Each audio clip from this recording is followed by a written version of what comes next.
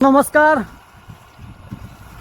আজি 29 জুলাই আৰু ঘৰৰ পৰাই বৰ্তমান মই আহিলোঁ পুৱা 7:30 বজাত। প্ৰায় 10-12 কিলোমিটাৰ মই আহিলোঁ আৰু দেখা আছোঁ আপোনালোকক ক'ত যাম সকলোখিনি। তো আপোনালোকে ভিডিঅ'টো একদম স্কিপ নকৰাকৈ চাই থাকিব। আহক। তো আহি ধুনীয়া এজোপা গছ পালোঁ। আমি গাঁৱলীয়া ভাষাত বোম গছ বুলি কওঁ।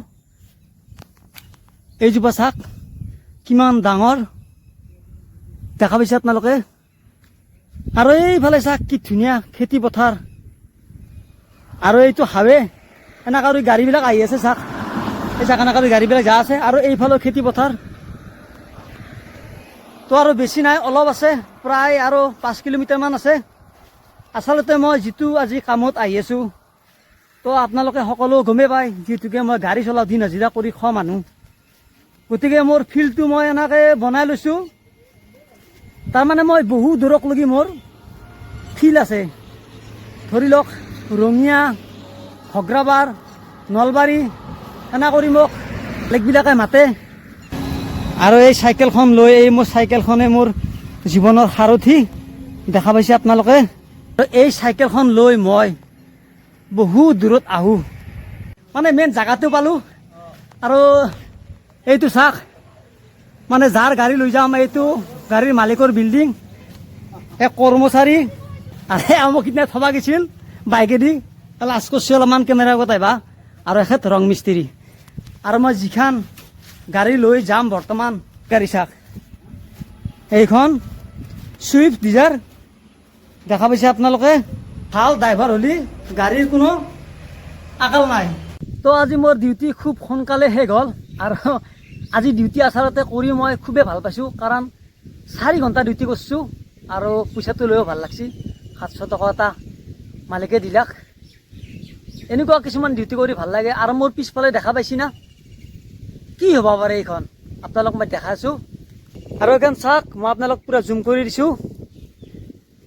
এইখন মেডিকেল কলেজ ধুনীয়া কৰি মানে জিৰণি লৈ আছোঁ। মানে জাগাখিনি ইমান ধুনীয়া, মানে ধুনীয়া একদম বতাহ মেলি আছে। আৰু মোৰ কাষতে আছে এজন ককা, এজন আছে। ককা আপোনাৰ নামটো কি হে? বিপিন দাস। জোৰে কওক। বিপিন দাস। বিপিন দাস। আপুনি খেতি কৰছি? কেইবিঘা কৰছি বা? 6 বিঘা মান কৰা গৈছে। 6 বিঘা নাই মানে আকলা কৰি কৈছি 6 বিঘা। দেখছি আকলা কৰি কৈছি, মানে কি জানে, আকলাই কৰিয়ে বহুত আৰাম, হয়নে নহয়? হা, আকলা কৰি আৰাম, চলি বুলি নাই নহয়। চলি বুলি নাই। চলিয়া পিছতকে বিয়া দিছে। মানে ছোৱালী চাইটা আপোনাৰ? এতিয়া চব বিয়া হৈ গ'ল, গতিকে এতিয়া আকলাই আৰু বুঢ়া বুঢ়ী মাটি বেছি দিব নোৱাৰে। এতিয়া বলো নাই, এতিয়া আগৰ বল নাই। হয় দিয়ক, এতিয়া ডেকা কালৰ কথা বেলেগ আছিল, হয়নে নহয়? তো যিয়ে নহওক, আজি যিহেতুকে মই এই জাগাটোত আছোঁ, এই জাগাটোতে এজোপা গছ আছে, প্ৰায় 150 বছৰ পুৰণি গছ। আৰু এই গছজোপা মই আপোনালোকক দেখাই আছোঁ। আহক, এই গছজোপা দেখা পাইছে আপোনালোকে, এই গুৰটো চাওক। মই সম্পূৰ্ণ কৰি দেখা আছোঁ আপোনালোকক। ইমান ধুনীয়া এটা পৰিৱেশ। আৰু এই গছজোপাৰ গুৰিতে এইফালে চাওক কৃষ্ণ বহি আছে, চাওক মই জুম কৰি দিছোঁ। কি ধুনীয়া এটা পৰিৱেশত এওঁ বহি আছে, দেখা পাইছি। তো সঁচা কৰি আহি খুবেই ভাল লাগিল। আকাশখনো বোলে চাওক। আৰু মই এই ৰাস্তাটোদি যাম, সকলোখিনি মই দেখাই আছোঁ। আহক। তো আহি একদম ঘৰৰ ওচৰ পালোঁ।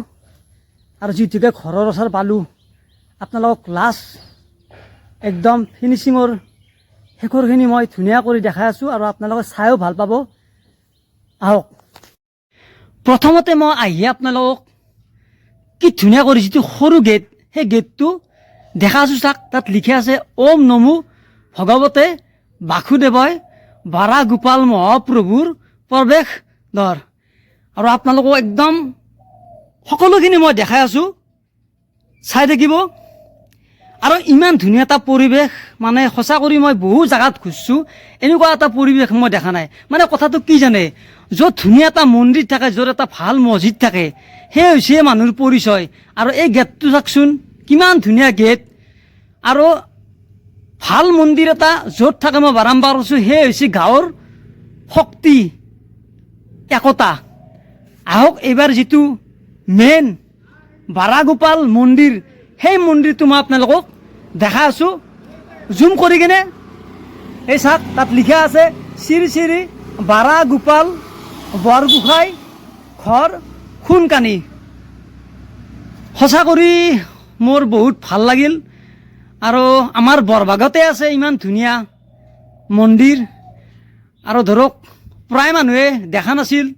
আৰু এই মন্দিৰটো আজি মোৰ ফেচবুক আৰু ইউটিউব চেনেলৰ জৰিয়তে সকলোখিনি মানুহক মই দেখাইছোঁ ভিডিঅ' কৰি। আৰু ভিডিঅ'টো চাই আপোনালোকে ভাল পালে প্লিজ মোৰ চেনেলটো ছাবস্ক্ৰাইব কৰি দিব।